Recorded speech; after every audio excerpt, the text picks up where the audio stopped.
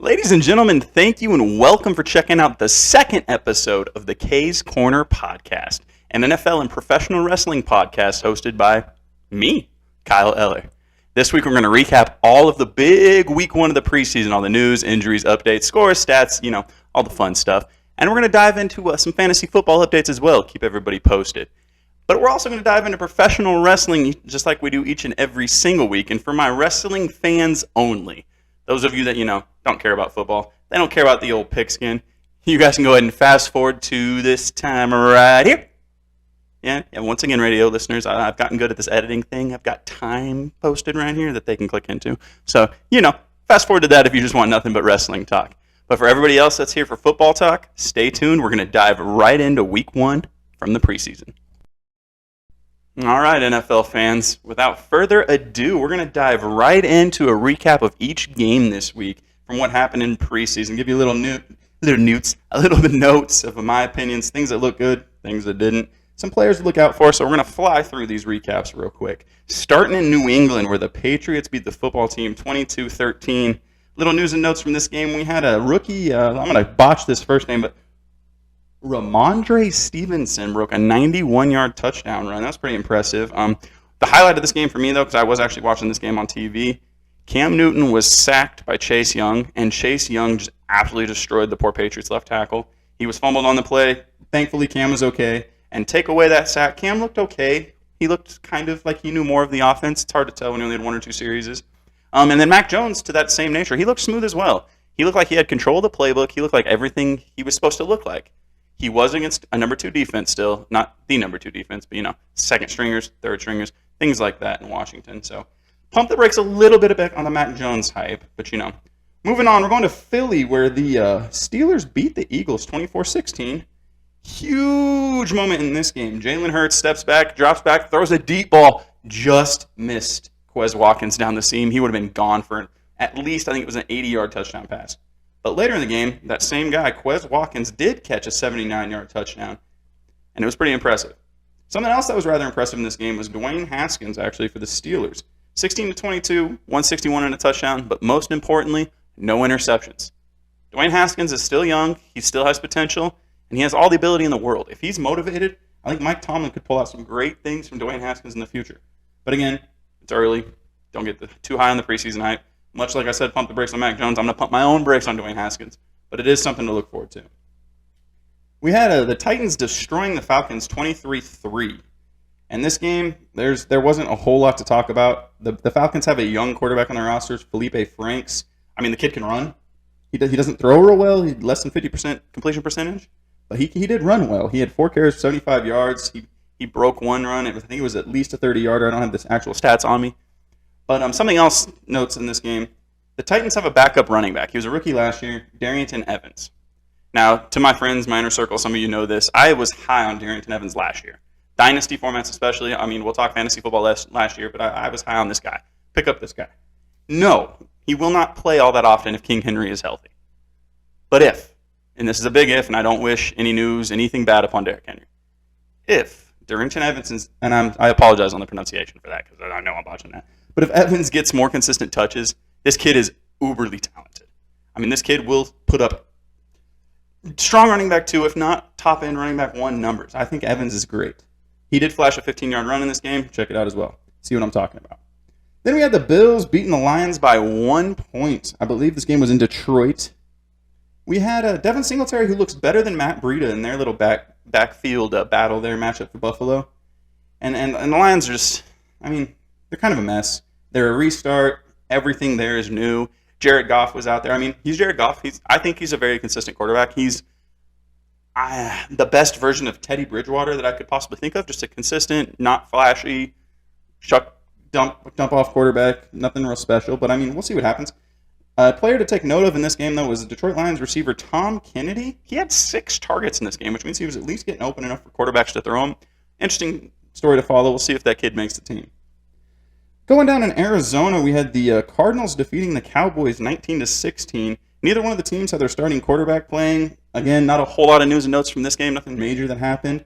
2 things that did look good in this game. Arizona Cardinals young linebacker Zaven Collins looks fantastic. This dude was making plays all over the field. He was only in on 3 or 4 series, I do believe, but he still ended up with 7 to 8 tackles, depending on how you stat tackles, add-ons, whatever. Kid was a flash. He was making plays. And something else that's exciting Cardinals fans as well is I think you guys finally have a kicker. Matt Prater drills a game-winning kick to avoid dreaded overtime. Granted, I don't think there is overtime in preseason anymore. Thank goodness, NFL. But the Cardinals avoided the situation with Matt Prater putting one through the uprights anyway. So that's good news moving forward for all you Cardinals fans. And then moving on to my Green Bay Packers, who were blown out, if you look at the scoreboard, 26-7 by the Texans. But, it's preseason. Final scores don't really matter. One thing that does matter, though, Jordan Love did look really good before the injury he had occurred on a sack. He was 12 of 17 for 122 yards and a touchdown. Looked like he had control of the offense. He did miss on one deep ball down the sideline. It could have been a big play. It wasn't. Woulda, coulda, shoulda. Devin Funchess did flash in this game. He had 6 receptions for 79 yards, a very typical old-school Devin Funchess stat line. Devin Funchess is still really young. Devin Funchess still has potential to make this team. He's something on Green Bay that they don't have. A big-body red zone threat. Now, is Devin Funchess going to be a starter opposite Devontae Adams? Probably not. I would assume MVS is going to hold down that spot, but it's going to be interesting if Devin Funchess makes the team. And look in the red zone area. I mean, you've got Devontae Adams, Robert Tonyan, Devin Funchess. That's going to be scary for Aaron Rodgers. And the one thing that's scary for Packer fans like me is our run defense did not look good at all. I know we didn't play a lot of our starters. But we have 170 yards rushing to a team without a starting running back. Scotty Phillips, no disrespect. You could be a fantastic football player. 13 carries, 66 yards, 1 touchdown. Scotty Phillips. What? Green Bay, play the run better. Positive note for Houston fans, Tyrod Taylor was 4 of 4 for 40 yards. Again, not spectacular, but he is more than likely going to be the starting quarterback week 1 for you Houston Texans. Moving on to Chicago, where the Bears beat the Dolphins 20-13. And the biggest note, which I'm sure you guys have already heard about if you're listening to my podcast, you probably like football, so you probably know what's up. Justin Fields is legit. Don't overhype week 1 preseason. Of course not, no. But Justin Fields had enough playing time, which, I mean, kind of surprisingly, he had 20 attempts. I believe he played 4 to 5 series on the field, and his first series was not good. He started off rough, but then he caught fire. He was all over the field, making plays with his arms, making plays with his legs. His rushing touchdown was just, he looked like an athlete amongst non-athletes out there. It was very, very, very, very, very, very impressive. Something else that excites me in this game for Dolphins fans is what we saw from their offense, from their play calling. Tua was stretching the ball down the field. He had 9 yards per attempt. So if you're a Dolphin fan, that's something to take note of because your Dolphins have crazy good playmakers on the outside. And if Tua can get consistently throwing that deep ball again, just like he did in Alabama, this Dolphins offense is going to be explosive. But if Tua turns the ball over like he did last year, he did throw interception in this game, the Dolphins are going to be in trouble. But I do like the idea of them letting him stretch the ball down the field to those great, great, great playmakers on the outside. And speaking of grit, if you tuned into episode 1, then you know. If you know me outside of this podcast, then you know. I am extremely high on Drew Lock. And he showed it in the first week of preseason. The Denver Broncos smashed the Minnesota Vikings 33-6. Scores don't matter, it's preseason. What does matter is stats, and actually what you see on the field. Drew Lock was 5 of 7, 151, 2 touchdowns. 5 of 7, 151, and 2 touchdowns. And yes, he did hit 180-yarder to KJ Hamler. But if you're a Denver Bronco fan, that has to excite you so much. KJ Hamler on the field finally, getting behind the defense. Drew Lock hitting him deep, finally on a connection, downfield, scores. It looked easy. When Drew Lock was on the field, the Denver Broncos offense was efficient. All over the place. When Drew Lock came off the field, Teddy Bridgewater came on, they remained efficient, but they lost that explosiveness. Teddy Bridgewater did not play bad at all. Teddy Bridgewater did not play bad at all himself. He was 7 of 8 for 74 yards. But it wasn't Drew Lock numbers. He didn't take a deep ball shot, and it's unspectacular. I'm a Team Drew Lock guy. Let's hope Drew Lock takes that job. Last little note, the only thing to say about the Vikings in this game, really, they rested almost everybody, is they proved that they love to run the football. A.J. Rose Jr. had 25 carries for an even 100 yards. That's great news if you're a Dalvin Cook fantasy football owner, or if you're Dalvin Cook yourself, you are going to get a lot of touches this year.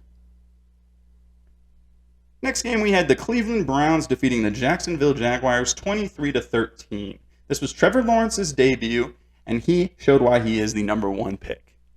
And the Jacksonville Jaguars showed why they owned the number one pick. Outside of Trevor Lawrence, there wasn't a whole lot of positive notes to make for the Jacksonville Jaguars. Maybe Marvin Jones shows what Marvin Jones has always showed. He knows how to go up and catch a football. Trevor Lawrence was sacked twice. He only had 9 attempts throwing the ball. That's not a good ratio. If Jacksonville wants to keep Trevor Lawrence from becoming David Carr, they are going to have to protect this kid. Opposite side of the field, we had Kyle Lauletta, a 2018 fourth rounder, formerly backup for the New York Giants, and Case Keenum. Yes, that Case Keenum. You know, the old Broncos starter. I think he played in Minnesota for a little bit. That Case Keenum. Both of those guys combined for 31 of 44 for 319 yards and 2 touchdowns. Again, that's Kyle Lauletta and Case Keenum did that to the Jacksonville defense. I know it's second and third stringers. I know it's not the starters. But folks, it wasn't the starters for the Browns either. This is showing some early red flags to me in this Jacksonville Jaguars team. They do not look like a good football team. Another team that didn't look all that impressive this week either, the New Orleans Saints lost to the Baltimore Ravens 17-14. Fun note about this one for those of you that do care about preseason. Baltimore just won their 18th preseason game in a row. Yeah, that's a lot. It's a record. We're going to see next week if they can do it again. It doesn't mean anything. It means absolutely nothing, but it's kind of cool. Big thing in this one is, about Jameis Winston and Taysom Hill battling out to see who's going to be the Saints starting quarterback. Both of them looked I mean, there were 3 quarterbacks that took snaps for the New Orleans Saints. All 3 of them threw an interception. Jameis is the only one that threw a touchdown, but it was, again, unspectacular. One thing to take notes of this game for the Baltimore defense, because Baltimore's offense rested everybody. Something on defense, Geno Stone, a 2020 7th round pick. Yeah, 7th rounder. That's the last round of the draft, for those who don't know. He had 2 interceptions in this game. So he was flying all over the ball, being a ball hawking safety. Then we had a battle of the New Yorks where the Jets beat the Giants. One thing in this game, the Jets have weapons. Corey Davis, Denzel Mims. So many weapons. Rumors are that they're actually shopping Denzel Mims as trade bait. The kid had 3 catches for 51 yards, and I think he's always open. He's big, he's fast, he's strong. If you're a team out there that needs a receiver, or more importantly, if you're the New York Jets, don't trade Denzel Mims. But if they're going to, I hope one of the other teams takes advantage and gives this kid an opportunity because he is awesome. Notes for the Giants in this one. You had a Sandro Platzmacher who was undrafted. Oh, Platzgoomer, I believe is how you pronounce it. Excuse me. Undrafted. Broke a 48-yard run. That was kind of impressive and fun to see. Another thing in this one for the New York Giants, Mike Glennon, 1, still in the league. Good to know. 2, he's still really, really tall. We had the Bengals beat the Bucs 19-14. This was absolutely the definition of a preseason football game. There were 8 punts, 4 interceptions, 3 fumbles, and 4 field goals. Preseason. We had the Chiefs beating the 49ers 19-16. You had the debut of Trey Lance. You knew it was coming. You knew we had to talk about Trey Lance. You have to talk about the throw. Trey Lance, 80-yard touchdown to Sheffield. He rolled left. He stopped. He threw right. It was right on the money. Sheffield took it to the house. The throw is all in the highlight reels. SportsCenter can't stop talking about it. But the rest of Trey Lance's game was not good. The throw was spectacular. Watching that football game and watching the stuff Trey Lance did in that offense, he hones in on his number 1 option, and then he panics if he's not open. He runs around, and I am not a believer in Trey Lance at this moment. It's my opposite effect of my Denver Broncos argument. I am a Jimmy G fan in this case because I think Trey Lance is still too erratic. He's still too not there yet. I think Trey Lance will be great, just not yet. I think this offense is still Jimmy G's, and I think Kyle Shanahan's going to roll that route as well.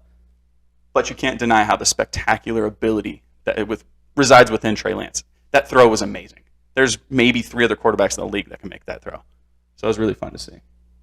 Nothing really in the Chiefs' notes other than Chris Jones manhandling an offensive lineman for the San Francisco 49ers, push him to the side, and just destroy Trey Lance. Kind of a welcome to the NFL rookie.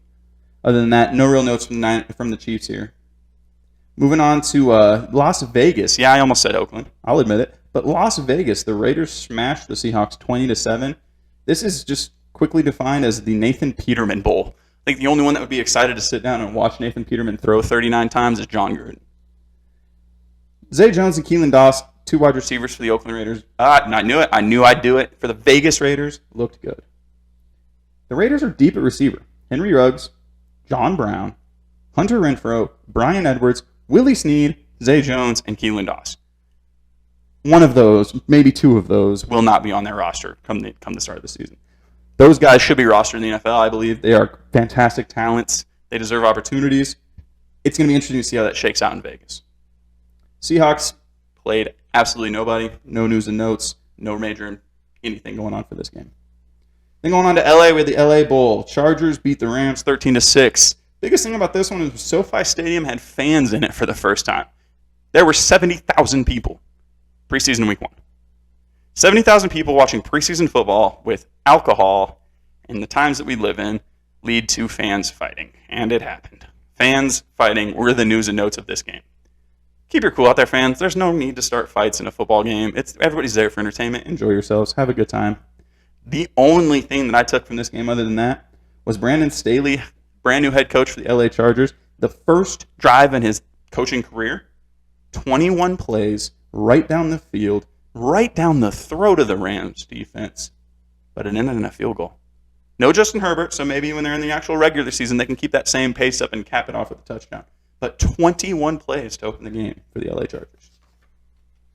Final game this week, we had the Panthers losing to the Colts. This was actually kind of a fun one to watch. There were some highlights in this one. My favorite highlight in this game was rookie Chuba Hubbard, however you pronounce his first name, 59-yard run. But here's the impressive part. He was bottled up. It looked like there was a pile of bodies, would have been just stuck right there, stuffed at the line, nothing. And then, boop, Hubbard bounces out of there, and he's gone. He did get caught from behind, but probably pushing through that pile, I'd be tired too. And then Terrence Marshall Jr., the rookie, caught a 60-yard pass as well. He was also caught from behind, but man, he worked to get open, and this kid's hands are incredible. I could see a world by the end of this season where he takes over that number 1 spot from DJ Moore. I know, it's a stretch, but don't be surprised if it happens. Jacob Eason for the Indianapolis Colts, he looked efficient in this one as well. He looked like he knew the offense, but again, he's young. He's super tall as well. Mike Glennon, you might be coming for your tall quarterback spot. But that's it for the recap of week 1 of preseason, folks. Again, nothing overly spectacular. Maybe the Trey Lance throw, maybe the Chuba Hubbard run, depending on what you like, depending on what you're after. We're going to get at you with some fantasy news and notes next. Not a whole lot of fantasy news and notes to talk about this week. Week 1 of preseason, nothing real earth-breaking, ground-shattering, earth-shattering, ground-breaking, whatever I was trying to say. No monumental news to cover this week in terms of fantasy. So what I thought I'd do this week is give you guys my favorite value player at the quarterback, at the running back, and at the wide receiver position this year. Now, I could go the easy route and give you like Patrick Mahomes, Alvin Kamara, and like Devontae Adams. Woo! I'd probably be right. Those guys are probably going to end in the top 5. But I didn't do that. What I like to do is look for guys that not everybody's considering top 10 guys, maybe even top 15, in some cases top 20, but guys that I think are safe bets to end up in the top 10 at their position. So we'll start at the wide receiver position. It's Corey Davis. Formerly of the Tennessee Titans, Corey Davis had almost 1,000 yards last year. A.J. Brown on the opposite side of the field. Jonnu Smith was a tight end. Oh, and that Derrick Henry guy was in the backfield. Corey Davis has none of that to compete with for targets this year. He's got a rookie quarterback in Zach Wilson that looks like he's in love with him. He targeted him 6 times while he was on the field in this first game. Corey Davis will be a monster should he stay healthy in this season for the New York Jets. And my favorite running back is on my my second least favorite team. It's David Montgomery of the Chicago Bears. I can honestly say, and this might be hyperbole to some of you guys, but honestly, David Montgomery looks like the hardest running back to tackle I have ever seen. No, he's not as big as Derrick Henry. He's not as strong as Derrick Henry. He's not as fast as some running backs in the league. But David Montgomery never goes down the first time he's tackled. I am a David Montgomery owner in my Dynasty Fantasy Football League, so I've watched David Montgomery run every time he's played. I watch Bears games. I do. Don't like to admit it. But David Montgomery is spectacular. Eye test alone, folks, if If the Bears are even an inkling better this year with Justin Fields as their quarterback, it's going to open up that offense a little more, and David Montgomery could truly take over. I honestly see a world in this season where David Montgomery could end as the running back 1. Yes, that's a stretch. No, I'm not predicting that, but it could happen. My favorite quarterback is somebody that I talked about not too long ago in the NFL recap. It's Justin Herbert. Brandon Staley is a brand new coach for the LA Chargers. He sought out Justin Herbert. He sought out this job strictly for Justin Herbert. He sees something in this kid that he thinks could be absolutely spectacular and special. The LA Chargers don't really have a consistent running game. They have some dominant weapons at receiver and tight end, and they're going to let Justin Herbert go. Justin Herbert may lead the league statistically in a whole lot of stats this year, and he's one hell of an athlete running the football, so I expect him to actually have a lot more rushing touchdowns this year than he did in his rookie year as well. So again, quick, little easy 3-minute fantasy football this week. No news, no updates, no real tickers going on here. But what I want you guys to do, hit me up with some players that you think are sleepers for you. Hit me up on Twitter at K's Corner Podcast. I'll reply. Maybe I'll shout you out next week. We can go through and see what some of your guys' faves are. So once again, K's faves, my favorite quarterback this year. Again, value pick, not saying he's going to be the best. Justin Herbert. Running back, David Montgomery. Wide receiver, Corey Davis. And it's time. As promised, I promised you guys last week I would do this. It's time for the Aaron Rodgers take.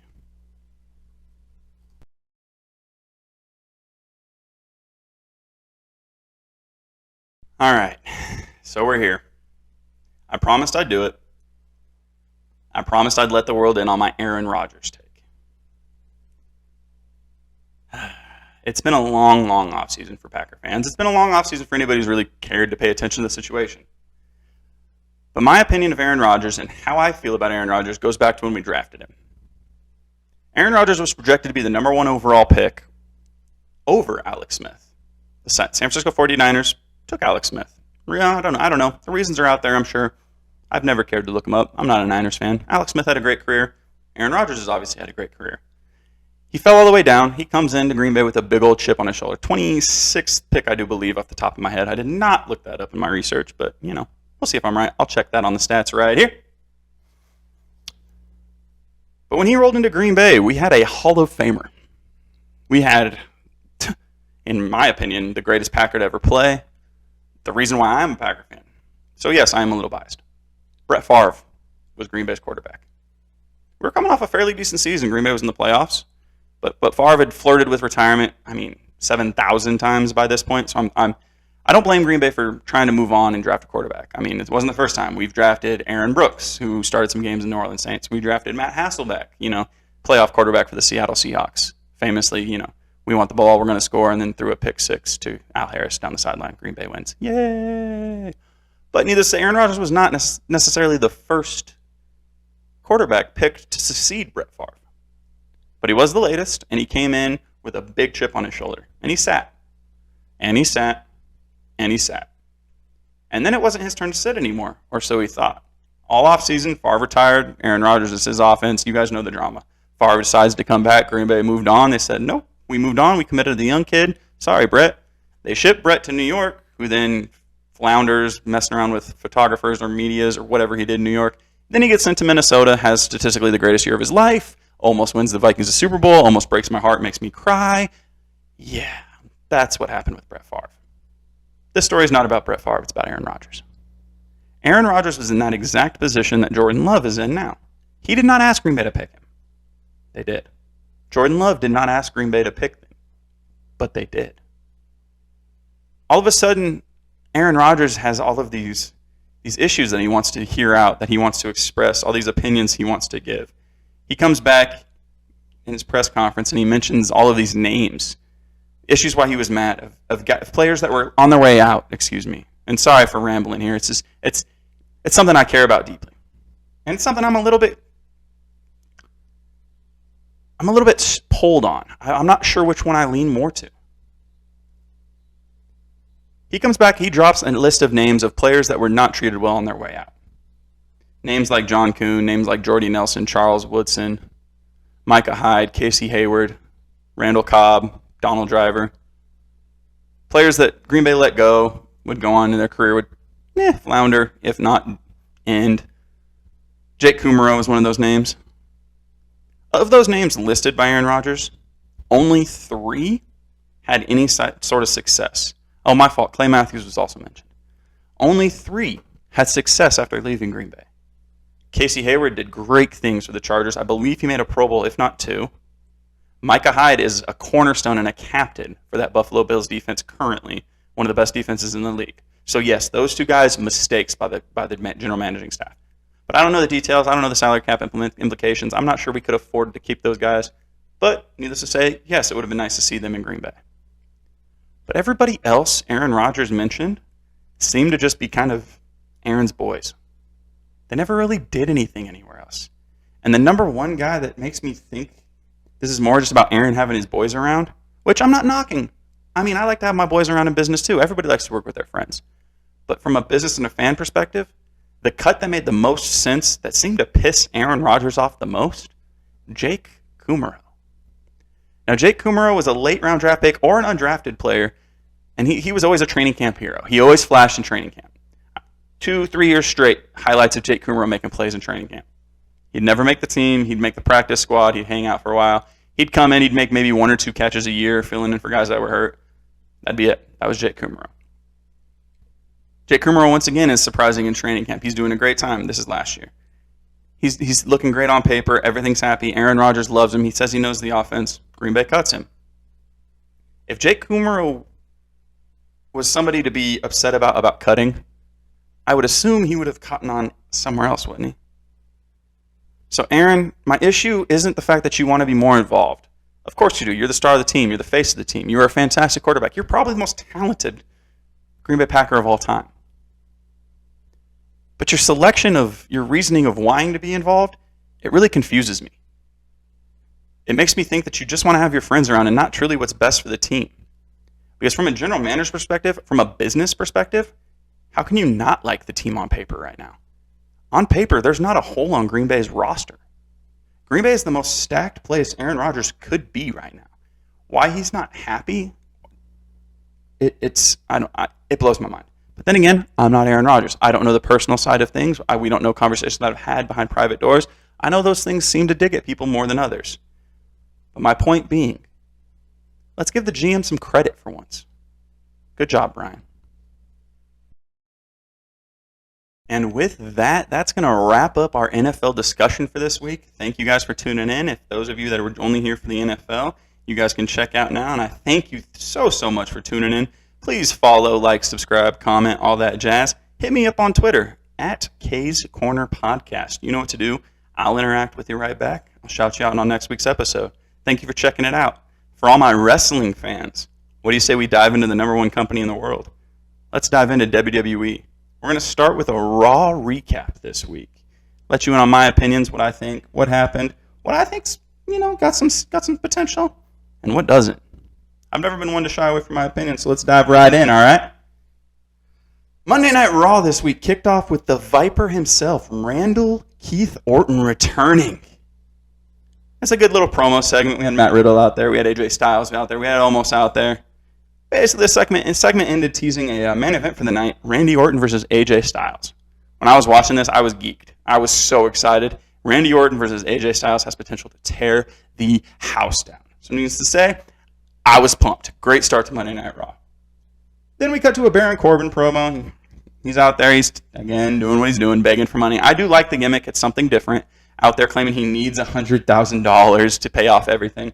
He's answered by Drew McIntyre, who comes out willing to help, similar to what we did with Kevin Owens at the end of SmackDown last week. Drew comes out there. He says, all right, he's willing to help. How much do you need? Corbin drops that $100,000, and McIntyre loses it. He starts laughing. Then he does his countdown gimmick. 1, 2, 3, Claymore. Boom. Drew goes over, of course. Next, we had Karrion Kross over Jeff Hardy. Karrion Kross bores the ever-living hell out of me. Nothing against the dude. I've never met him. I'm sure he's a great human being. But I don't get it. Especially now that they have taken away Scarlett Bordeaux from him. Why she's not there anymore. She still sings his entrance. Why she doesn't do the entrance with him, I don't know. Why they act like we didn't all watch that on NXT, I don't know. But Karrion Kross desperately needs some more fire. He needs something else because as of right now, he is boring to watch. And that's where I'm going to pause on my wrestling recap real quick. Because when I say something is boring, it doesn't mean that it's boring to everybody. That's what makes professional wrestling the greatest form of entertainment that there is. Professional wrestling has something for everybody, honestly. If you sit down and you watch, you tell me what you like, pause. If you are somebody who's not in the professional wrestling, a fan that's not of professional wrestling, you sit them down and you ask them what they're into, whether it be comedy, whether it be violence, whether it be gore, whether it be, adult sexual stuff. Wrestling has that. Every single thing, every single form of entertainment, at some point or another, pops up in wrestling. And folks, that's why this is the greatest form of entertainment that there is. So just because I say I'm bored with something, it's not really a knock per se, it's just my own opinion. I'm not into it, all right? So that's it for the PC, that's it for the apologies. From here on out, it's my strict opinion. There it is. Here we go. We were back with an Alexa Bliss and Lily promo in the back. Again, not something I'm super into. I dig the Alexa Bliss Fiend thing. She's doing a fantastic job. But the damn doll kills it. I get WWE is more kid-oriented, and they're trying to, freak out the kids maybe, try to bring kids more back into it, especially with Super Cena back. They are more PG-oriented than any wrestling has been ever, and I get that. But the damn doll is stupid. All right? I said it. It's stupid. Alexa Bliss, you're great. You're doing a great job. But the doll's stupid. That promo led to a match. Speaking of more stupid doll things. Alexa Bliss beat Doudrop after Doudrop looked at Lily, who was posted on the top turnbuckle, and the doll winked at Doudrop, causing her to be distracted, and Alexa Bliss rolled her up for the pin and the win. A doll winked. Next, we had a Sheamus beating Ricochet in a fairly good competitive matchup. You have two of the best in the business. Sheamus is fantastic. Ricochet does things that only Ricochet is capable of. Great match. They've got great chemistry anytime they're in there. Sheamus beats Ricochet quickly, which leads to Damian Priest beating Johnny Drip, to have them a little standoff, a little back and forth, hyping their SummerSlam match, which should be fantastic. Damian Priest is a fantastic human being. I have met him in personal life. Awesome dude. I'm so happy and so excited he's got this opportunity. Him versus Sheamus will be a fantastic match on what's looking up to be a pretty good SummerSlam. I'm really looking forward to Damian Priest versus Sheamus for the United States Championship. One thing I'm not looking forward to as much is every time on Raw where we recap the same thing over and over and over and over and over. I get you have to build stories. I get that. But when it's done exactly the same way without any sort of variation or any sort of alteration, it gets old quick. Once again, we had T-Bar defeating Ali this week. Mace jumped in. Mansoor, however you say, the new kid, who I think has a ton of potential. He's got a great look. Comes in and makes the save to further establish the fact that they're a tag team against Ali's old Retribution pals, mates, people. We never got clarification on what they were. But yeah, Mansoor saves Ali after Ali loses to T-Bar. Then we jump to the back, and we've got Reggie in a 24/7 title, promo, Tozawa, Ninjas, R-Truth, the craziness, what you expect in the 24/7. Next, it's AJ Styles. Thank goodness we got back on a positive note. AJ Styles promo hyping up the main event later versus Randy Orton. And then Raw gets on a promo streak here.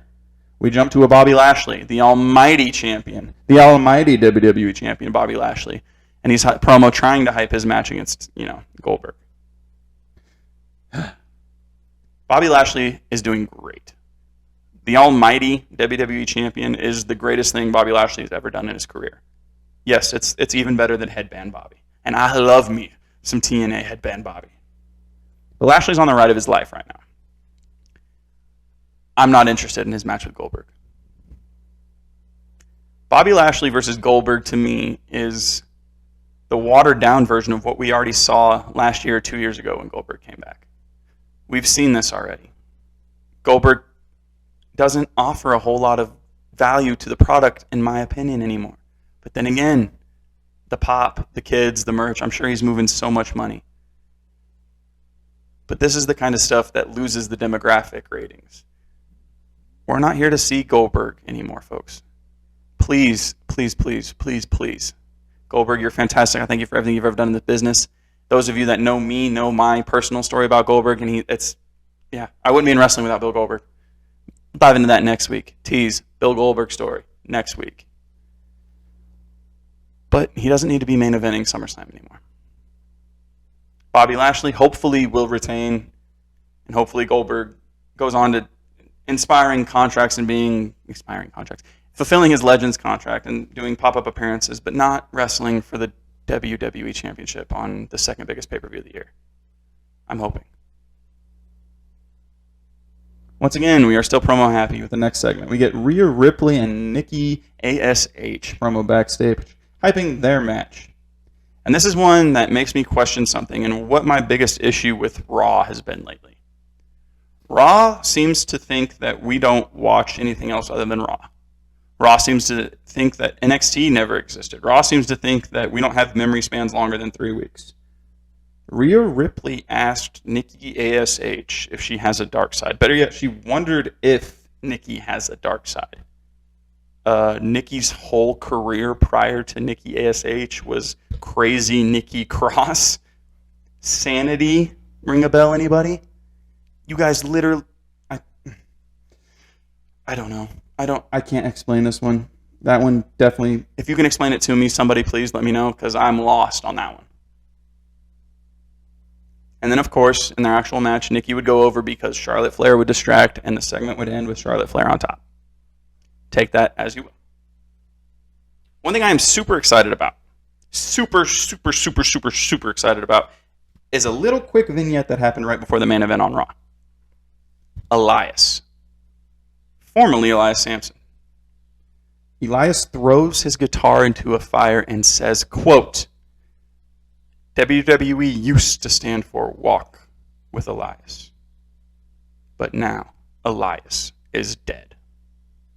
And much like the Baron Corbin thing, the Corbin thing, the King Corbin thing, now the Brooke Corbin thing, I love character development. I love seeing different, something that elevates, something that changes, alters, grows, evolves. So this is nothing but positive things for Elias. I don't care if he comes out in a trash bag next time we see Elias. It's something different. Thumbs up. Main event segment. The main event that we hyped earlier, AJ Styles versus Randy Orton, is exactly what you thought it would be. It was a wrestling classic put on by two of the greatest, if not the two greatest of this generation. And this match ended with one of the classic RKOs. AJ Styles gets up, he goes for the boom, big phenomenal forearm, gets caught out of nowhere. Randy Orton over AJ Styles. 1, 2, 3. But that's not how the show ended. Of course, Omos gets involved, protecting his tag team champion partner. And of course, Matt Riddle gets involved, or as they like to call him now, just Riddle gets involved. And of course, it ends in a schmoz, blah, blah, blah. Randy and Riddle end up on top. Fans are chanting for RK Bro. Riddle wants a hug, saying, "Are we good, bro? Are we still a team? Is everything all copacetic?" And then Randy does what Randy does. RKO out of nowhere. The show ends with Riddle laying in the ring and Randy standing tall. Now, the middle of Raw wasn't real high on. But this Randy Riddle storyline, I am all in. Once again, WWE doing great things. Raw, not great, but they ended well and they started well.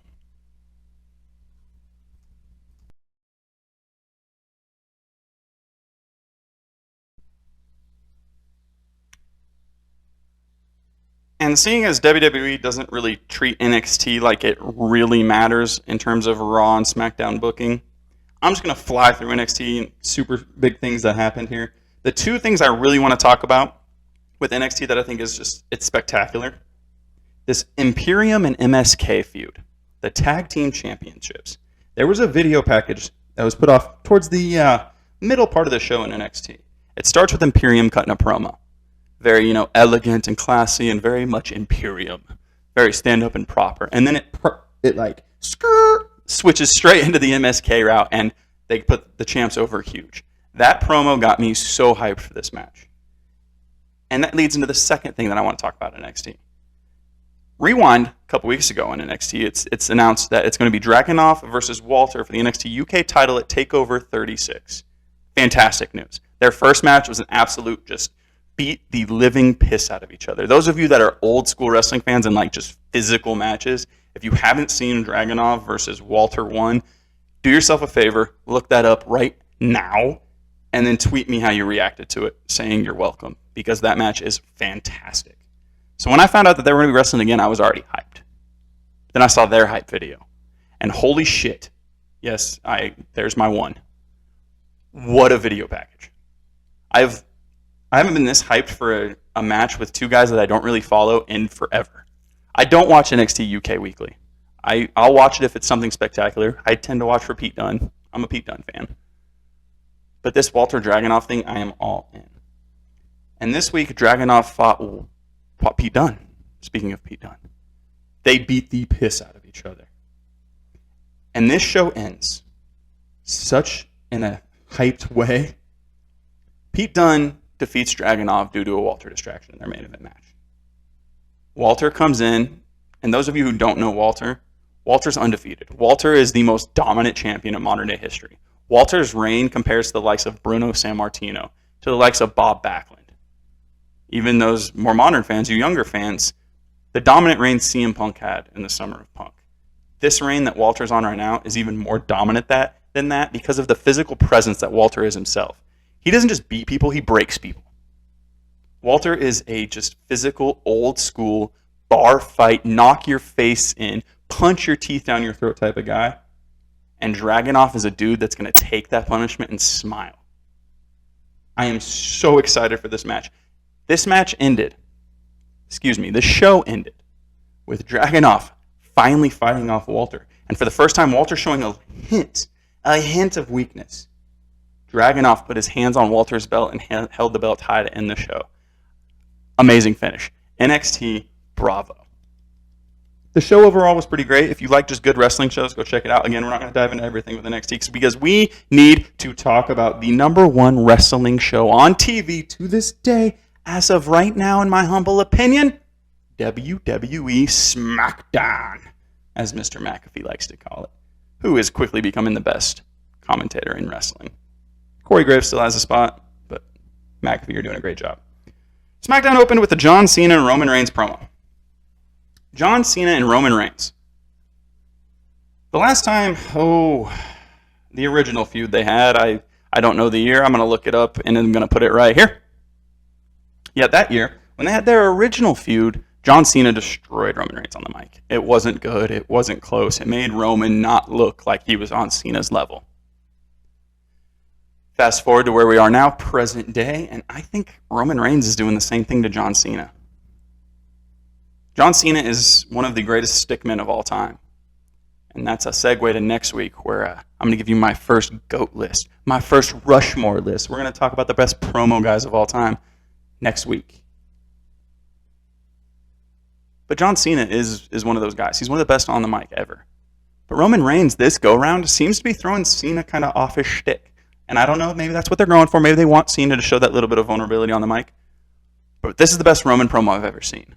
And yes, he threw some real stuff, some ooh moments in there. Go check it out. Then we had something happen on the next segment on SmackDown. Shinsuke Nakamura, now known as King Nakamura, defeats Apollo Crews for the Intercontinental title. King Nakamura looks great. Shinsuke is on the ride of his life right now, in my opinion. He's back motivated. I think Shinsuke deserves great things, and I'm really excited to see them put the belt on him. What I'm not so excited for is to see what happens with Crews. I think they're done with the gimmick. I think they're going to pull the plug. My prediction now is that, sadly, Crews is going to end up on the cut line. I'm hoping not. Uhaa Nation was my favorite independent gimmicks there was. And then he develops into Apollo Crews. His work is fantastic. He's got a great look. He's put everything he has into this gimmick. I'm hoping and praying this isn't it, and I'm hoping and praying they've got something for him moving forward. But don't be surprised if we don't see Apollo Crews again. I don't know why. I just had that vibe watching this match. I just sadly think they're giving up on him. Hopefully I'm wrong. Next, we had the returning Street Profits and the Alpha Academy with a promo video that kind of showed their history and showed the injury where Montez Ford got hurt. He had to go out for a while, and kind of recapped you and got you rehyped on their feud, which was some good work going on. Chad Gable, Otis, Montez Ford, Angelo Dawkins, great performance. It's always a fantastic time when they're all in the ring. We did have the Street Profits going over here after it was a weird miscommunication moment between Otis and Gable in the corner. Gable didn't know he was tagged in, but it was pretty clear it was weird. Needless to say, Street Profits over, but I think that this feud's definitely going to continue. Next, we jumped into Seth Rollins. He starts which I think is great. I popped. It's something that I like. It's something back from the Attitude Era days. He starts in the production truck, yelling at the production people, the producers, get this blah, blah, blah up. Is the video ready? Whatever. Showing that he's got a promo. And then we cut to commercial, and it's Seth's promo time. But those little, 15-second clips of something before the commercial to what's leading right after the commercial, I'm a huge fan of. I'm a huge, huge fan of. I hate when they introduce somebody and then cut to commercial and that poor talent has to stand in the ring. I hate that. But things like this, where he's backstage and then cut to commercial and then he's coming out, that's cool. It shows that real life, obviously during the commercial he was walking to the ring. I'm a nerd, I know, but I like little things like that. Seth Rollins' promo was awesome. Seth Rollins versus Edge will steal the show at SummerSlam. I will be amazed if that's not the best match, if it's not the match that everybody's talking about coming out of SummerSlam, because these two guys are freaking hungry. I don't see any flaws in either one of their games right now. Seth is on such this cocky, confident with this Messiah, not Messiah, drip God, not drip God, kind of just flawless ride he's on right now. And then Edge getting a second chance at life. Anytime you get a second chance to do something that somebody tells you you're not going to be able to do again, you're going to take full advantage of it. And when you put that along with the talent and the work ethic that Edge has, that match will be spectacular. After that, we had the Mysterios going over the Dirty Dogs after a fun little finish here where Ray warned Dom that something was coming. Dom turns, reverses it anyway, and then rolls up Bobby Roode to get the 1, 2, 3. It was fun to see, Ray giving out and you worried about Dom, but Dom's like, I got this, Dad. So I'm interested to see where that storyline goes. I'm hoping it kind of leads. I don't want to see the Mysterios tag forever. I don't want to see Dom just as Ray Light. Again, I like evolution. I like something different. I want to see something unique out of Dom here, and maybe they're starting to show a little character here. So big things there from the Mysterio boys. Next was once again a Corbin promo. The only man that's getting, camera time, promo time on both Raw and SmackDown lately. So big props to Corbin. He's out here once again begging for money. Same shtick. He's out here telling the fans he needs $100,000. Thankfully, Kevin Owens is out pretty quick to break this one up, so it doesn't seem repetitive. Kevin Owens doesn't let it go on long. He straight up says, when I beat you, you can no longer beg for money. But if you beat me, I'll give you your $100K. All right, cool. This is the payoff, apparently. We're here. This is the end of this Corbin baking stuff. Match happens. KO wins. Looks like it's that. KO goes to help Corbin up at the end. Corbin's still begging and pleading, so KO puts him right back down with a stunner. I thought maybe for like a quick second, maybe we're going to get a tag team angle out of this. Definitely not looking like that's where we're going, though, because in the very next segment, we had Baron Corbin with Kayla Braxton backstage. Kayla asked the typical, well, what now? And then camera pans and we see Big E, doing Big E things, being entertaining backstage. But his briefcase is on the table. Corbin sees it and bolts, grabs Big E's briefcase and takes off and leaves the arena. Now, again, this goes back to what I said on my Raw spiel.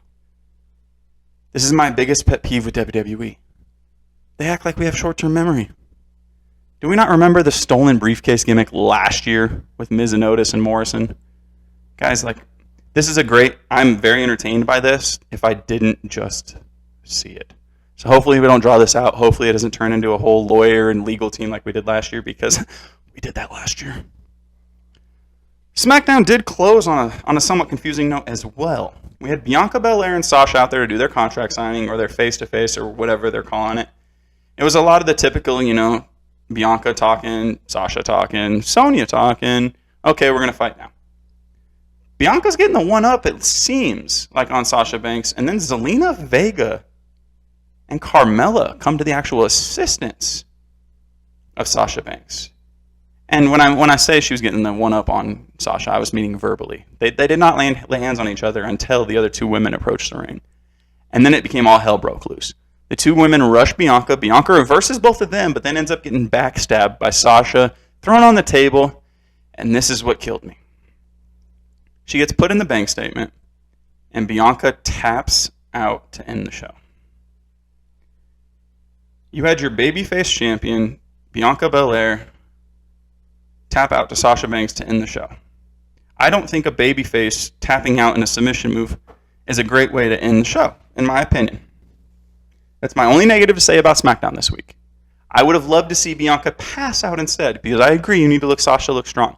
But there's something about a champion. There's something about your ultimate good guy quitting I'm not a fan of. We're going to see how it shakes out. Again, SmackDown was great. This is the only negative I have to say about SmackDown and the stolen briefcase gimmick. But all in all, go watch SmackDown if you missed it. It's still the #1 show in wrestling. Great job.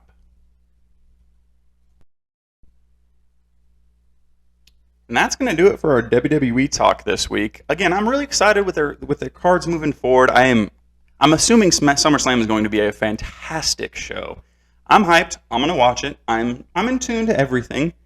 But there's certain elements still that they're just I'm putting question marks on. I still have hope as a lifelong WWE fan that they're going to figure it out and it's going to be entertaining and everything will have the payoff because the payoffs are always there. And you can be honest with yourself. If you stay consistent with WWE and you give them a chance, 9 times out of 10, the payoff on their storylines work. Do they always make sense? No. Are they always the way that you do it? No. But giving credit where credit is due, they work. So that wraps up our WWE discussion. Again, if you've got any WWE reactions, hit me on Twitter, Case Corner Podcast. It's time for AEW, folks. And for the first time ever, we have 2 AEW shows to recap because we had the debut of AEW Rampage this week. But we got to talk about Dynamite first. Wednesday night, MJF opens the show. It's MJF and Wardlow. They're talking about, putting Jericho out of business. Whatever Wardlow says, he's going to beat Jericho. Funny thing here is that MJF ends it like you were supposed to last time. And it shows a little apprehension between the two. That's something that I think could be really entertaining because Wardlow has star written all over him. He's going to be a big, big thing. But I hope they kind of pause. They don't rush this because I love seeing the growth and the slow little seeds. And AEW's been great at that so far. Little seeds that they plant and then have payoffs later, hopefully. Let's hope they don't forget about this and keep it going. First match of the night, we had the full elite. We had the Young Bucks, Kenny Omega. Everybody was out there. Wrestling Matt and Mike Sydal and Dante Martin. Dante Martin was by far the star of the show. Yes, Kenny Omega was in the ring, and Dante Martin was the star of the match. Probably by design. This match was very, very, very, very, very, very, very fast. There was a lot going on in this match. Flipping all over the place, bodies everywhere, absolute chaos. But from beginning to end, it was absolutely entertaining. Dante Martin is a star of the future. Next, we had Christian and Don Callis right after the match, hyping the title match that we're going to see on Rampage, as well as the tag team title match that's advertised for next week's Dynamite, when we have the Jurassic Express taking on the Young Bucks. But this one was mainly all about Christian and Don Callis talking about Kenny Omega's Impact Championship. That match will be on Rampage. We'll talk about in a minute. Next was a Malachi Black video promo, talking about the destruction of Cody Rhodes. Nothing real fancy special here. Typical Malachi Black promo. Fantastic as usual. Once again, another promo from Miro, God's champion, hyping his Fuego del Sol TNT Championship match, which will also be on Rampage. Darby Allin wrestles Daniel Garcia next. Daniel Garcia is accompanied by 2.0. Darby accompanied by Sting. Darby wins the match after the coffin drop. 2.0 jumps Darby Allin. Sting jumps in. One thing that was really interesting to see here, Sting actually gave a suplex on the ramp. That's pretty impressive, and somebody who's been in the business as long as Sting. Yes, he's taken that bump multiple thousand times before, but it's really cool to see him out there acting like age is nothing but a number. Sting looks great, and the way that they're using him and protecting him doesn't show that he's old. It doesn't show that he's lost a step. He hasn't shown anything other than being Sting. It's great work. Great, great work from the legends right there. Next, we cut to the back where we've got Pac, Phoenix, and Pentagon, a.k.a. Death Triangle, and they're calling out Andrade. Pac saying they're not hard to find. If Andrade really wants to find them, step up. Beautiful promo, badass promo from Pac, the biggest little man in the business. He looks real. I don't want to fight Pac. He looks like he can whoop everybody's ass. I love everything that Death Triangle does. They're so believable to me. Big, big, big props, and I love the thought of them and Andrade tangling up. Next, we had the Hardy Family Office beating the Best Friends with Wheeler Yuta. This Hardy Family Office had Matt Hardy as well as Private Party in there. Matt Hardy ends up pinning Wheeler Yuta. Good match, nothing spectacular really to add. I think this is mainly just to get the feud over with Hardy and Best Friends. Maybe leading to an Orange Cassidy Hardy match, maybe a Chuck E. T. Hardy match, not quite sure. We cut right back to the Death Triangle promo, but this is Andrade's answer. And he straight up says yes. And Andrade does have a language barrier, so everything he says isn't as smooth as you'd like.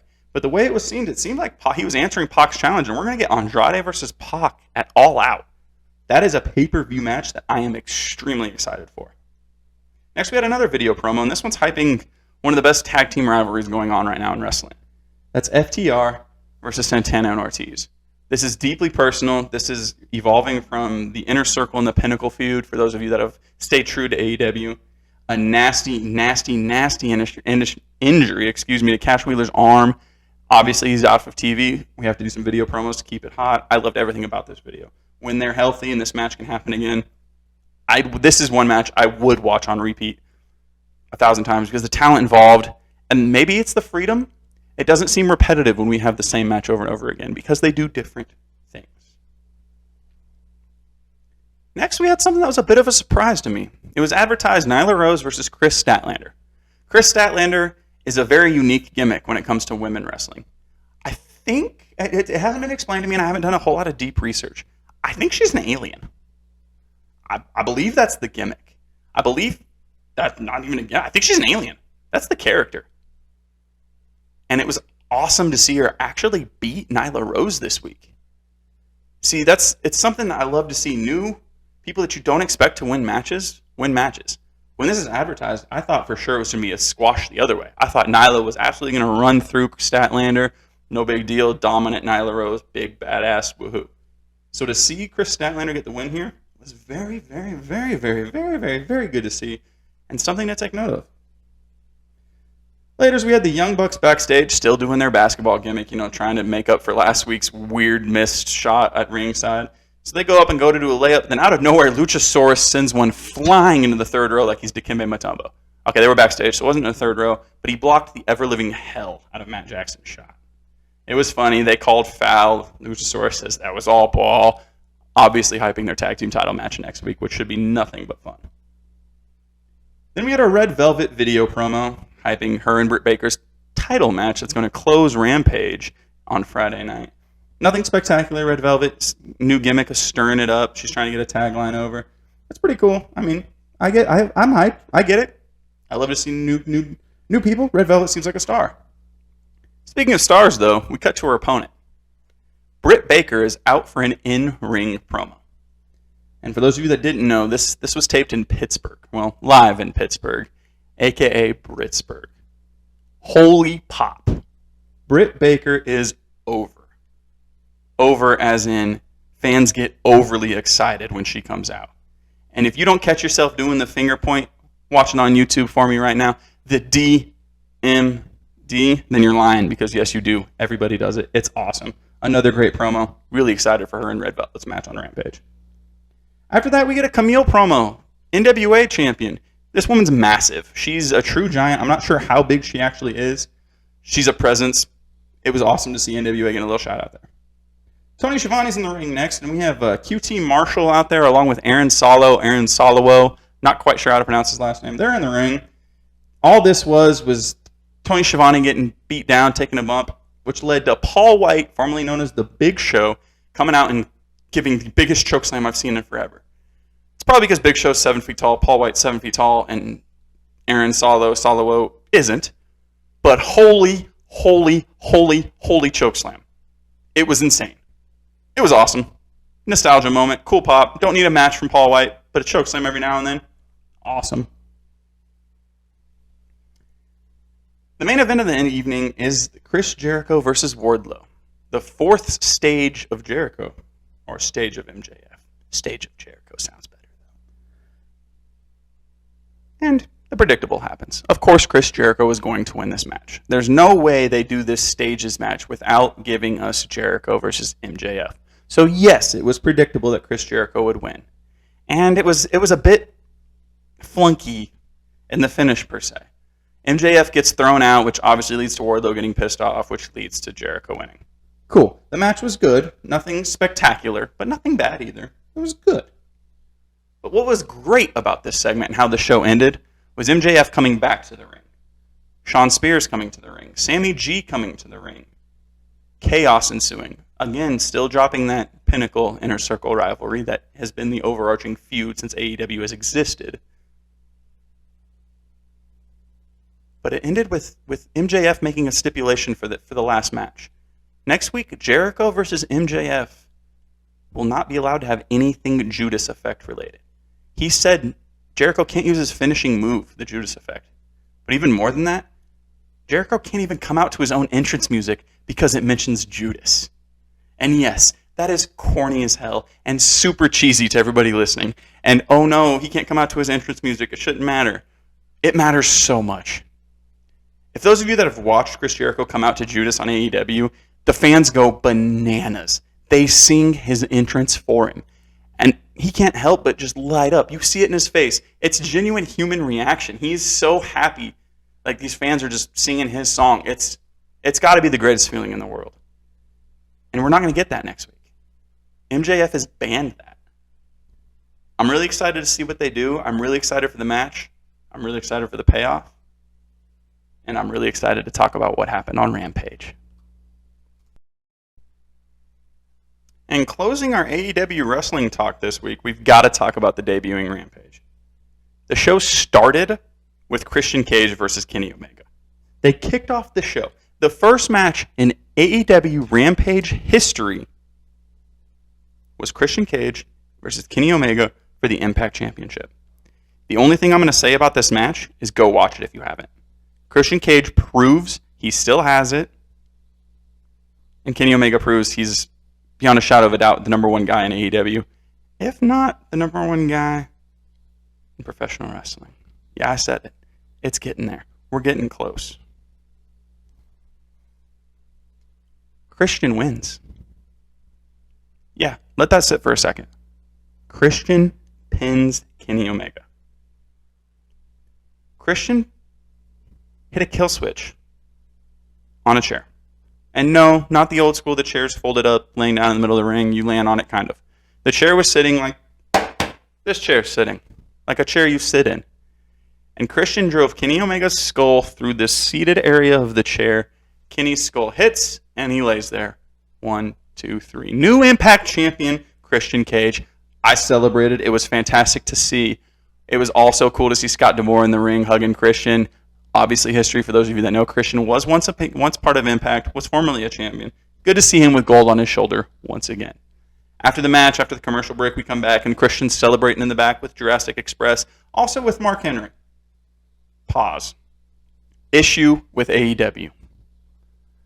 Please, please, please, please, please, please, please. I think they noticed this because he didn't appear on commentary the rest of the night.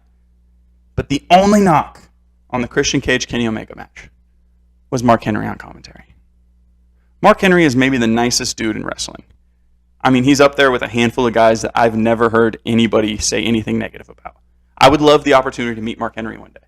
Mark Henry is a fantastic guy by every account I've ever heard. Mark Henry's Hall of Fame speech is one of my favorites of all time. Mark Henry loves the business, and you could tell. But Mark Henry should not be on commentary. It was not good. It took away from the match, and it was not good. What Mark Henry should be doing for AEW is these backstage interviews, because my goodness, I was asking myself at the end of the match, why did they sign Mark Henry? And then I went, that's why. The backstage thing was awesome. Christian even had a moment where he looks at Mark and he goes, I'm so happy you're here. And you could see Mark just get that smile. It was awesome. Fun to see. Christian celebrated. They had a little bit of the bubbly. It was great to see. We then cut to a Fuego del Sol promo. He's putting his mask on. He's talking about how prototypical good guy. I'm here to give it everything I got. I'm going to face God's champion. I'm going to earn that AEW contract. Because if Fuego wins, he gets an AEW full-time contract. See, Fuego del Sol has been a guy that I actually bumped into 5 years ago in the independent wrestling scene. He He wrestled here in Kansas City. I got to meet Fuego del Sol. He wrestled one of my really good friends, Hollis Giroux. I got to roll in the ring with him a little bit. Fuego del Sol is a fantastic human being. We've crossed paths. We've kept in touch a little bit throughout the years. So it's great to see Fuego del Sol getting this opportunity because the kid deserves it. Fuego del Sol is a fantastic human. Awesome to see him on national television. But I digress because this isn't about what happens on the independent level. This is about what happened on AEW Rampage. And Fuego del Sol got to wrestle Miro. Well, I mean, until he tried to jump off the top rope and Miro caught him and Bulgarian dropped him and then kicked the ever-living life out of Fuego del Sol before the game over submission. 1, 2, 3. He grabbed the contract. He tore it in half. Sad day. No title change tonight. Miro beats Fuego. That's it. That's what we thought. It's over. But then something real happened. See, there's moments in professional wrestling where real things happen and you can tell. Fuego del Sol is in the ring after his loss. His real-life best friend, Sammy Guevara, a.k.a. Sammy G, a.k.a. the Spanish God, his music hits. And out to stage for, the second or third time since Dynamite's ever been a thing, since AEW's been a thing, and on the debut episode of Rampage, I guess he's got to make an appearance. Tony Khan is on the stage with Sammy, and he hands him something, and he hands him a microphone. Sammy goes to the ring. It's obviously an AEW contract. They do the spiel. Sammy gives Fuego an AEW contract. They hug. Why I loved this so much is because you could tell it was real. This could have been done very corny and very cheesy and could have been played off to be very, very obviously it's fake. But this was so real because the genuine emotion in Fuego's face, the genuine emotion in Sammy's face, the excitement that Sammy had to present Fuego with this contract, it was one of the coolest things I've seen in an undercard, something that really shouldn't have mattered on the show all that much, but holy crap, it was cool. And the fans adored everything about Fuego. Fuego's 1-50, folks. He's 1-50 for AEW. But he just got a full-time AEW contract. Congratulations, Fuego del Sol. Next, we cut to a promo with Darby Allin and Sting. And holy tease drop that Darby Allin gave us. Because he straight up said, if you're the best in the world, come to Chicago and prove it. If you don't know what that means, folks, you need to watch wrestling. And just do a little research and Google the name CM Punk. I'm not the biggest CM Punk guy in the world. I'm not the biggest over-the-top fan of CM Punk. But if that's not a needle mover in terms of ratings and in terms of attention, I don't know what is. So if the rumors are true, and we are going to get AEW signing CM Punk, and maybe even Daniel Bryan, nothing but great things. We're going to see a lot of more viewers jump to AEW because CM Punk and Daniel Bryan are two of the most popular wrestlers maybe ever. You still hear CM Punk chants. Dude hasn't wrestled a match in years. He's popular as all get out. So the fact that Darby's even dropping the tease that CM Punk's going to be in Chicago is going to bring loads and loads more fans. I believe they've already sold out the venue for all of their events there. And I'm for sure going to be checking it out. Of course, the main event of the first ever Rampage was Britt Baker putting her title on the line against Red Velvet. Britt Baker had to wrestle this match with an injured wrist. It wasn't the smoothest match in the world. It wasn't the cleanest match. You could tell they were kind of rushing some things, but it was a fantastic battle. Britt Baker does retain in this match, but something of note here. Chris Statlander, who, if you remember from the Dynamite recap, beat Nyla Rose, actually attempts to jump Britt Baker from behind after the match here. But somebody comes to save Britt Baker. Jamie Hayter. Somebody who's sporadically popped up in AEW, and I don't know much about Jamie, but she dumps Chris Statlander and then stands tall with Britt Baker to close Rampage. And I'm not quite sure what it is, but as you've heard me say now 3 times, I love evolution, I love growth, I love to see something new, so I'm really excited to see where this goes. The one thing that I loved most about Rampage this week, it's an hour, folks. 2, maybe 3 great matches, quick little promo drop here, boom, good, get on, get out with your day, enjoy your Friday night. Rampage, great debut. It's It's a fantastic format. It's a great way to utilize all of the roster. I have nothing but positives to say about AEW Wrestling this week. Overall, AEW Dynamite and Rampage were better than Raw and SmackDown this week. So bravo to AEW. And with that said, folks, that's going to bring this week's episode to an end. But we're going to end this week the same way we're going to end every week, and it's with a hot take from one of you guys, from one of the K's Corner universe, if we shall. And it comes from the Twitter world. It comes from a Brandon Brewer, who says Damian Harris will be a top running back in PPR leagues. So yes, an NFL hot take for you this week. Well, it's more like a mild take. If you would have said top 10, then it'd be a hot take. But I agree. I think Damian Harris will be a top 20 running back, but not in PPR leagues. I think Damian Harris will be a top 20 running back in standard scoring leagues. Because yes, Bill Belichick likes to throw the ball to his running backs, but it's that James White guy that catches all the balls, not Damian Harris. So we'll see how that shakes out. Either way, Brandon, I thank you for reaching out. I thank you for giving us your hot take this week. Keep them coming, folks. I need more. I need WWE takes. I need AEW takes. I need fantasy football takes like that one. I need NFL takes. You want to tell me that you think Teddy Bridgewater should be over Drew Lock? Tell me about it. I need to hear it. You think that, I don't know, Jimmy G should be traded? Let me hear it. Who should trade for Denzel Mims? Let me hear it. Thank you, folks. Thank you. Above all else, for tuning in and checking out episode 2 of K's Corner Podcast. Please do all the things that you love to do. Like, comment, subscribe, and share. Please tell your friends about us, folks, so we continue to grow, continue to get better. I can continue to add, fun editing things as we go and as we grow. So thank you once again for checking out episode 2 of K's Corner Podcast. I'll check you guys next week.